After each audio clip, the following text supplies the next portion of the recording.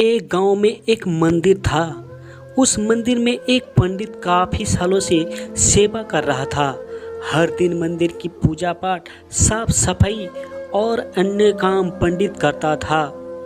अपना जीवन उसने भगवान की सेवा में संपन्न कर रखा था।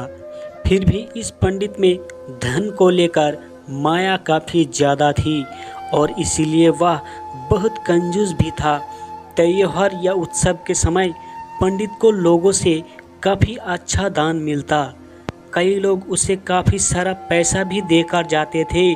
पंडित ने सालों से उसे मिलने वाला पैसा सोना और चांदी एक पोटली में जमा कर रखा था। कंजूस पंडित इस पोटली को हमेशा अपने पास रखता था। गांव के लोग कंजूस पंडित के स्वभाव को और उसके पास रखी धन की पोटली के बारे में अच्छे से जानते थे। एक बार इस गांव में एक चोर आया। लोगों से उसे किसी तरह पंडित की उस धन वाली पोटली के बारे में भी पता चल गया। चोर ने इस पोटली को चोरी करने का मन बनाया। उसने पंडित पर कई दिनों तक नज़र रखी, लेकिन उसे एक भी मौका उस पोटली को चुराने का नहीं मिला, क्योंकि पंडित एक पल के लिए भी उस पोटली को अपने से जुदा नहीं करता था। चोर हार मानने वाला नहीं था। उसने एक योजना बनाई।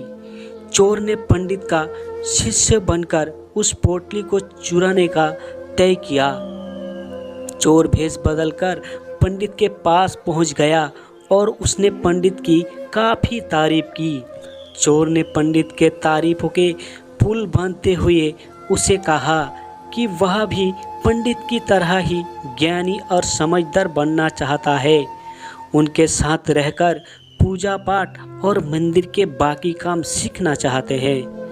एक अनजान व्यक्ति के मुंह से अपनी इतनी ज़्यादा तारीफ सुनकर पंडित को बहुत अच्छा लगा और उसने उसे अपना शिष्य स्वीकार कर लिया। अब वह चोर पंडित के साथ ही रहने लगा। कहा पंडित जहाँ भी जाता वहाँ चोर भी उसके साथ जाता। पंडित का भरोसा जीतने के लिए चोर अब उसके अन्य निजी काम भी करने लगा, जैसे पंडित के कपड़े धोने, उसके लिए खाने का इंतजाम करना। धीरे धीरे पंडित को उस चोर पर काफ़ी ज़्यादा भरोसा हो गया। एक दिन पंडित और चोर किसी दूसरे गांव जा रहे थे। वहाँ रास्ते में एक नदी के पास भी वे लोग ठहरे। पंडित को नदी के पानी में नहाने की इच्छा हुई। पंडित ने अपने धन की पोटली चोर के पास रखते हुए उसे कहा कि मैं नदी में नहाने जा रहा हूँ। चोर इतने दिनों से इसी मौके की तलाश में था।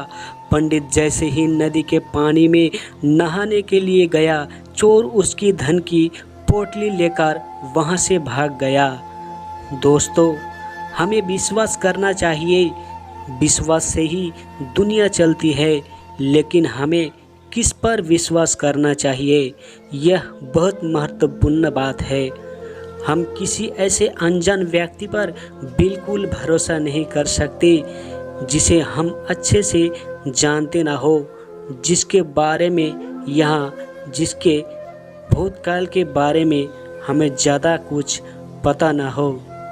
तो मेरे प्यारे दोस्तों, आपको कहानी कैसी लगी ज़रूर एक प्यारा सा कमेंट करके बताना, और अच्छी लगी हो तो वीडियो को लाइक और शेयर ज़रूर कर देना। और इसी तरह की कहानी की वीडियो और पाने के लिए, सुनने के लिए चैनल को भी ज़रूर सब्सक्राइब कीजिए। धन्यवाद।